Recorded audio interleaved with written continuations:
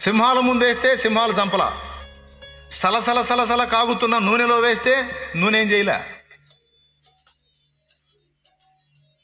చివరికి జైల్లో వేస్తే జైల్లో ఉన్న వాళ్ళందరూ ఇతను ఒక నెల చేరి నెల అయిందంటే వాళ్ళందరూ మోకాళ్ళు వేసి ప్రార్థనలు చేస్తున్నారు యేసు ప్రభువుకి. ఎక్కడ జనం మధ్యలో వదిలిపెడితే వాళ్ళని మార్చి కూర్చుంటున్నాడో వాళ్ళకి మైండ్ పోతుంది. అది ఏం చెబుతున్నాడు రా, వీళ్ళందరూ ఇట్ట మారిపోతున్నారని ఆయన దెబ్బకి హడలెత్తారు. చివరికి ఏం చేశారో తెలుసా? మనుష్య సంచారమే లేని నిర్మానుష్య ప్రదేశం అని ఒకటి ఉంది, పద్మస్ ద్వీపం. సముద్ర మధ్యలో ఉండేటువంటి ఒక ద్వీపం అది. ఆ ద్వీపంలో తీసుకెళ్ళి వదిలిపెట్టాడు. ఇక్కడ చెప్పు నువ్వు ఎవడికి చెబుతావో, ఇక్కడ మార్చు నువ్వు ఎవడిని మారుస్తావో అని. ఎంత బాధ అండి!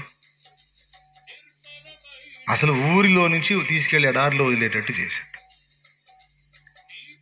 ఎంత విలవిల్లాడాడో అపోస్తలుడైన యోహాను. ఎందుకు ప్రభువా నాకు ఈ ఎడబాటు, ఎందుకు నాకు ఈ ఒంటరితనం, ఎందుకు నన్ను ఇట్లా వేరుపరిచావు నాయన, నా సహోదర క్రైస్తవుల మధ్యలో నుంచి నన్నెందుకు ప్రత్యేక పరిచావు నాయన, నన్నెందుకు వేరుపరిచావు నాయన, అయ్యో ఇప్పుడు నేను ఎవరితో మాట్లాడాలి, నా గతి ఏమిటని దేవుని వైపు చూశాడు. అప్పుడు దేవుడు మాట్లాడాడు, యోహాను, నా సంఘమునకు అంత్యకాల సందేశము నీ ద్వారా ఇవ్వాలనుకున్నాను. నా గ్రంథములో ఆఖరి పుస్తకం నీ ద్వారా రాయించాలనుకున్నాను. అది నేను నీతో మాట్లాడి నీకు చెప్పి నీ చేత అది రాయించాలి.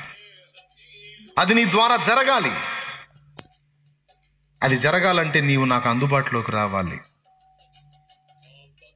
నువ్వు మనుషుల మధ్యలో ఉండి వారి మధ్యలో ఉండి వారితో ఉంటే నేను ఇవ్వదలుచుకున్న ప్రత్యక్షతలు నీవు అక్కడ అందుకోలేవు. అందుకని నీకు పరలోక సంబంధమైన ప్రత్యక్షతలు ఇక మీదట జరగబోతున్న సంభవాలన్నిటినీ చూపించాలి, నీ చేత అవన్నీ గ్రంథంలో రాయించాలని నిర్ణయించి నేనే నిన్ను వేరుపరిచానని మాట్లాడాడు. ఇంకేంటి మరి దాని అర్థమైంది? ఎందుకు తెచ్చినట్టు?